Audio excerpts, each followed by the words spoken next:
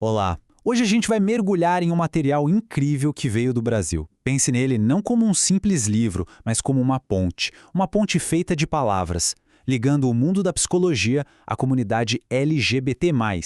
E o objetivo de tudo isso, usar o conhecimento como uma ferramenta poderosa de cura e de respeito. E para a gente ter uma ideia da dimensão da coisa, este manual não é um trabalho isolado, não. Ele faz parte de uma enciclopédia gigantesca com 26 volumes sobre direitos humanos. Quer dizer, é um projeto monumental, com uma base de pesquisa e uma autoridade enormes por trás. Então vamos lá, vamos entrar nessa história. Porque, no fundo, não estamos falando só de definições no papel.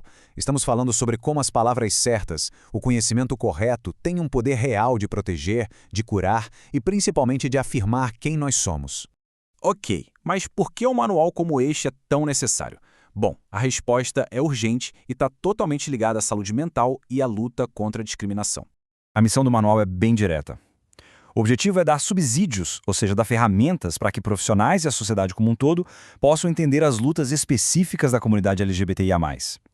E com esse entendimento, aí sim criar estratégias que funcionem de verdade contra o preconceito. E aqui a gente chega num ponto fundamental. A ideia de que a própria psicologia como ciência precisa da experiência LGBTI+, para evoluir, para deixar para trás aquela noção antiga de um sujeito universal e se tornar, na verdade, uma ciência mais precisa, mais humana e, por incrível que pareça, até mais imparcial. Para a gente conseguir construir esse entendimento, primeiro precisamos de uma base bem sólida. Vamos dar uma olhada em 3 conceitos que são, assim, os pilares de toda essa discussão sobre identidade.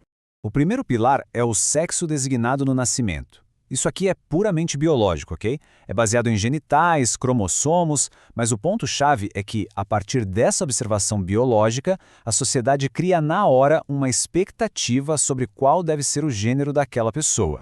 O segundo é o gênero, e aqui a gente sai um pouco da biologia e entra de cabeça na construção social, na cultura. É como a sociedade vai definir o que é ser homem e o que é ser mulher. E o manual deixa bem claro que essa definição vai muito, mas muito além de só essas 2 caixinhas. E para fechar essa base, a sexualidade. Um conceito bem amplo que abraça todas as construções culturais sobre prazer, desejo, afeto. Não é só sobre por quem a gente se atrai, mas sim sobre um universo inteiro de experiências, de significados e de trocas sociais. Com essa base bem assentada, agora sim a gente pode começar a explorar o espectro gigantesco de identidades.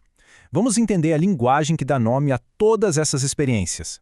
Bom, orientação sexual é sobre para quem nosso afeto e desejo se direcionam, né? É essa capacidade de sentir uma atração emocional, afetiva ou sexual por outras pessoas. E quando a gente fala disso, é importantíssimo lembrar de um fato histórico.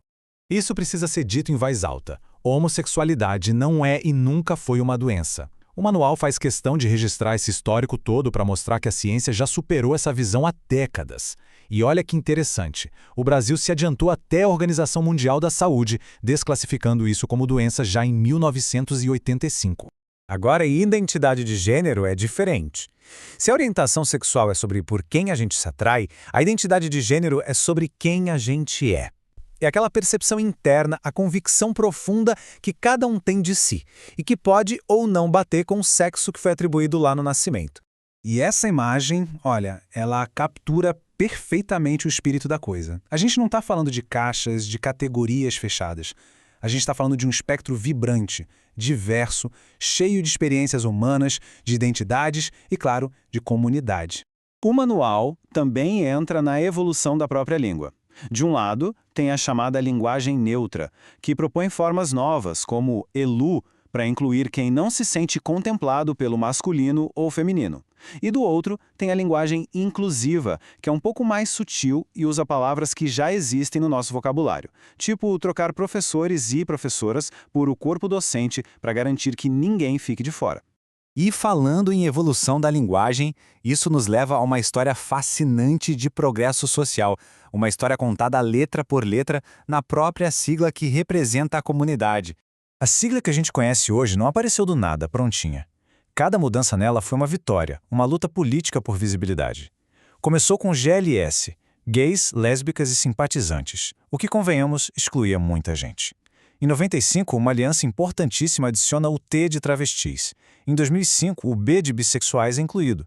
Em 2008, uma decisão política forte. O L vai para frente para dar protagonismo às lésbicas.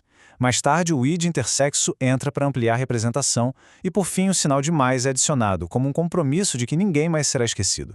Então fica muito claro que este manual é bem mais do que um dicionário, né? Ele é um projeto, um verdadeiro guia para construir uma sociedade e, claro, um atendimento psicológico mais ético, mais acolhedor e que realmente possa transformar vidas. E este quadro aqui ilustra perfeitamente a urgência desse conhecimento. Porque enquanto o debate público muitas vezes se perde em discussões sobre qual banheiro usar, as questões que realmente impactam a vida da população trans são outras.